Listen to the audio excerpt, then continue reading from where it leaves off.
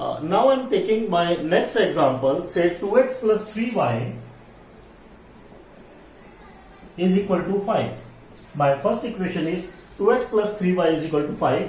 Next is 6x plus 9y is equal to 15. अब ये मेरा सेकंड क्वेश्चन. पहला क्वेश्चन हमने देखा adjoint a into b was not equal to 0. The equation was inconsistent. Now let us see. अब यहाँ देखते हैं यहाँ क्या होगा. हमने a ले लिया. a हमारे पास 2, 3, 6, 9. तो डिटर्मिनेंट a कैलकुलेट करेंगे हम लोग. This is 18 minus 18. Again it is equal to 0 क्योंकि हमने कंडीशन ही आज यही पढ़ना है. Determinant a is equal to 0. फिर से हम राइट डाउन करेंगे. Equations may be consistent, may be inconsistent. ठीक है, ये हमारा सेम रह जाएगा. May be consistent, may be inconsistent. अब इसके बाद हम क्या करेंगे, एडजॉइंट ए कैलकुलेट कर लेंगे. एडजॉइंट ए आपको पता है, हमने बताया था आपको. दोनों को चेंज करेंगे 9, 2 और इनके साइन चेंज कर देंगे -3, -6. अब कैलकुलेट करेंगे एडजॉइंट ए इंटू बी. तो 9 -3 -6 2 को अब हमें मल्टीप्लाई करना है 5 और 15 के साथ. अगर मैं देखता हूं ये आ जाएगा 45 -45 here -30 plus 30. This is 0 0. So adjoint A into B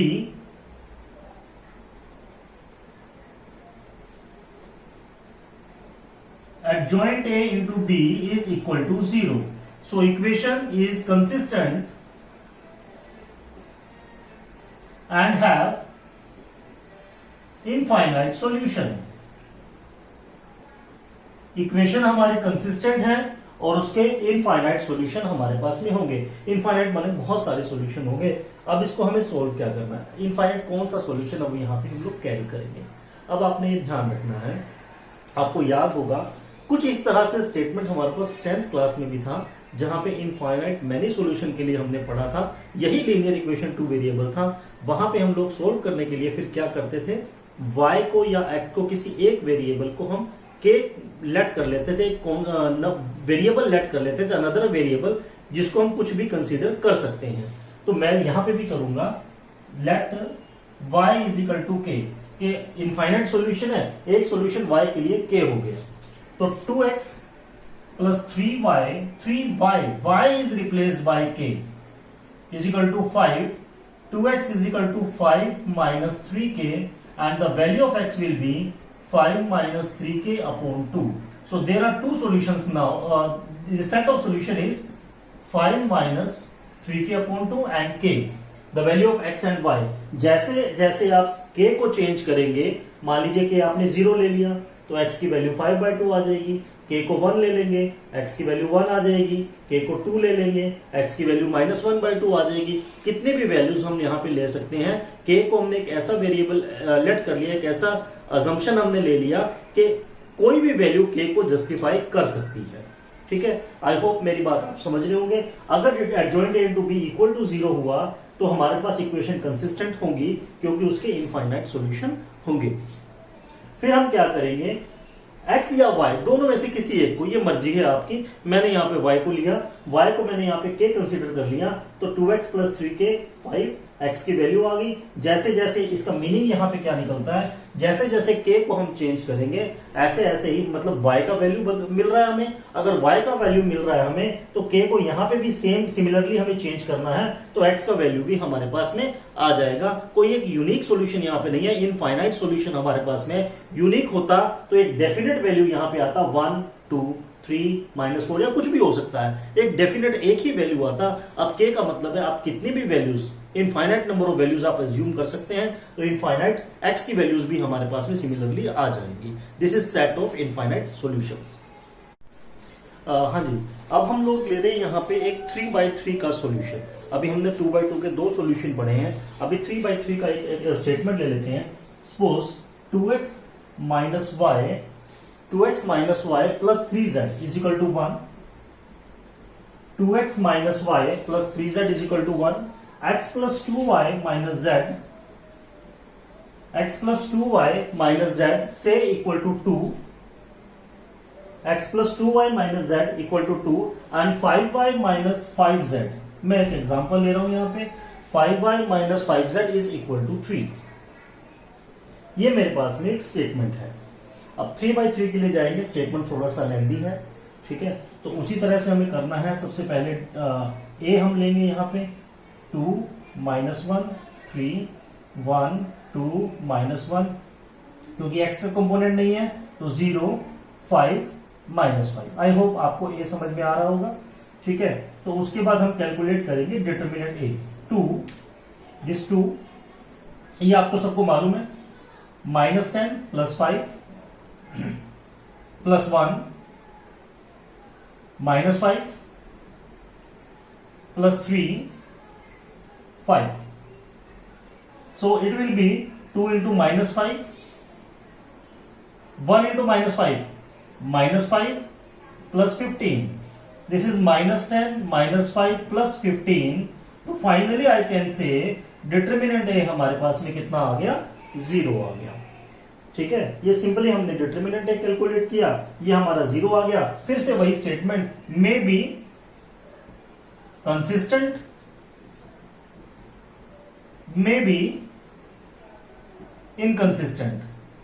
consistent भी हो सकता है, इनकंसिस्टेंट भी हो सकता है।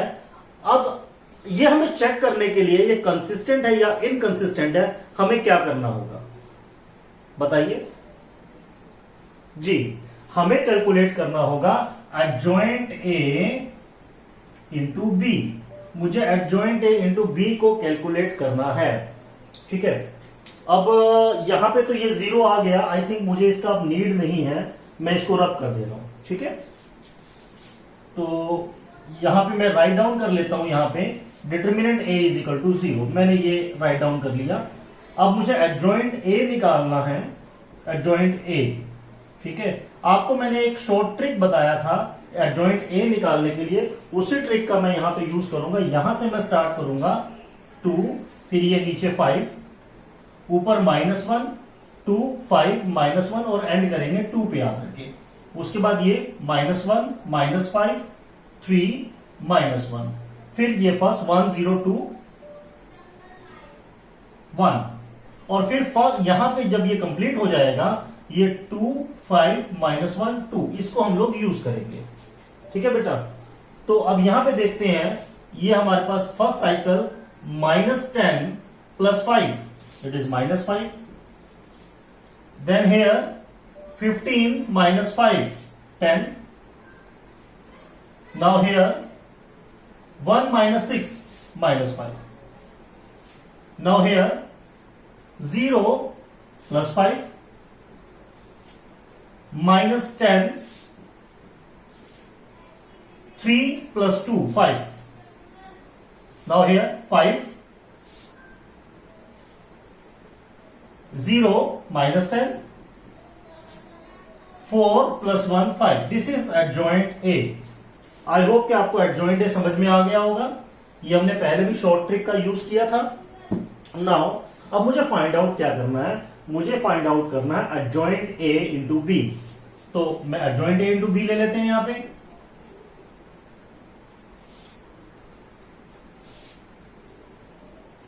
एडजॉइंट ए इंटू बी, अगर एडजॉइंट ए इंटू बी देखते हैं, मैं इसको यहां पे भी राइट डाउन करूंगा, एडजॉइंट ए इंटू बी।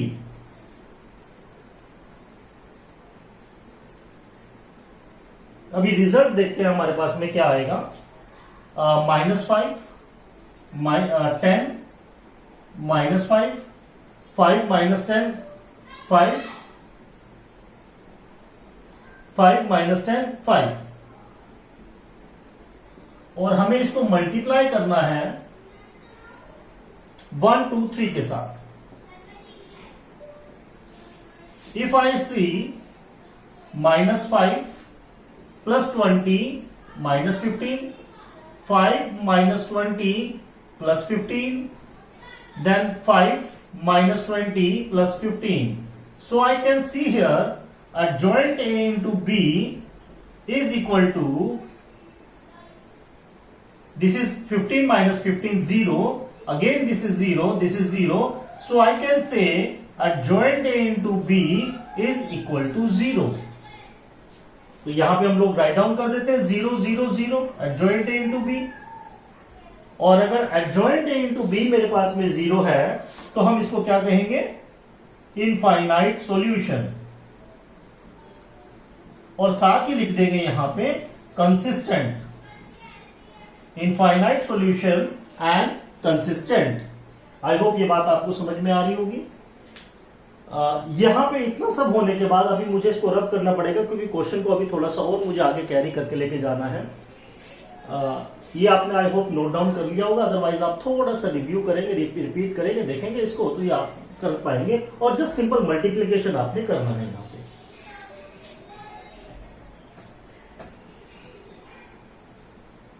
जैसे मैंने आपको बताया था, हमने जब ये इनफाइनाइट सॉल्यूशन या कंसिस्टेंट आया था, हमने लास्ट टाइम के क्या था, दो वेरिएबल थे, तो एक वेरिएबल को हमने के मान लिया था। तो यहां पे हमारे पास तीन वेरिएबल हैं, किसी एक वेरिएबल को हमें के मानना है। तो मैं किसी को भी मान सकता हूं। मैंने यहां पे लेट कर लिया, let z is equal to k. So 2x minus y plus 3k is equal to 1। So 2x minus y will be equal to 1 minus 3k. This is equation 1. Now x plus 2y minus k is equal to 2. X plus 2y will be equal to 2 plus k. यहां पे दो equation मेरे पास बन रही हैं, 2x minus y is equal to 1 minus 3k और x plus 2y is equal to 2 plus k। ये दो इक्वेशन हमारे पास में आ रही हैं। बेटा जी यहां पे आने के बाद ना फिर हम लोग दो मेथड को यूज कर सकते हैं सॉल्व करने के लिए। ठीक है, दो मेथड को हम यहाँ यूज कर सकते हैं। एक मेथड तो वो जो 10th क्लास में हम लोग पढ़ते आए हैं, रेगुलर मेथड है हमारा, इक्वेटिंग कोफिशिएंट मेथड। कि आप यहाँ पे क्या करेंगे, 2 से मल्टीप्लाई कर देंगे, इसको 1 से मल्टीप्लाई कर देंगे। 2x minus y is equal to 1 minus 3k and 2x plus 4y is equal to 4 plus 2k. I hope you remember this method. Minus minus minus minus, ये कैंसल हो जाएगा।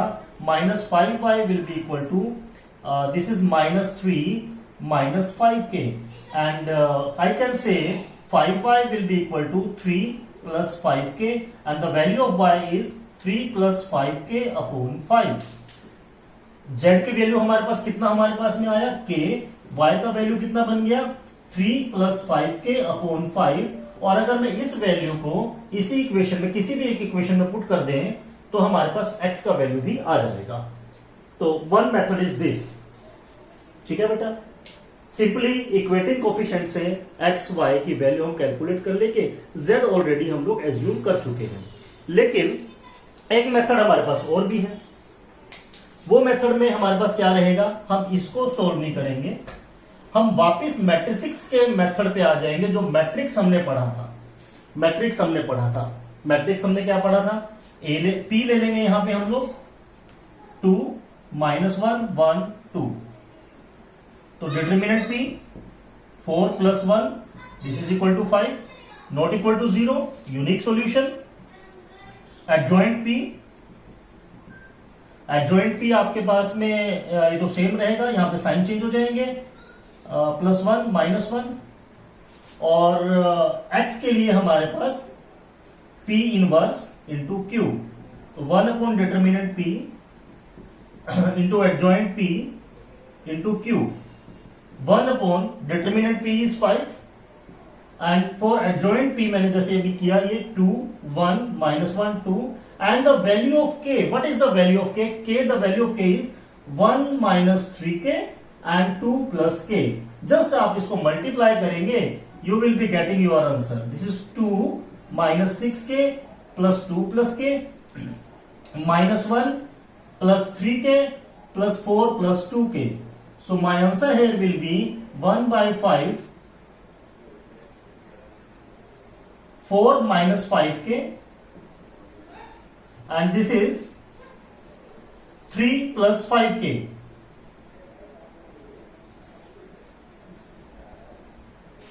Plus 5k 1/5। तो आपने देखा था जब हमने इक्वेटिंग कोफिशिएंट में भी गए थे तो 3 plus 5k ही हमारे पास रहा था। तो दो मेथड है हमारे पास फिर से आने के लिए। It is on to you which method you want to prefer. If you see me, I would prefer equating coefficient method. Thank you.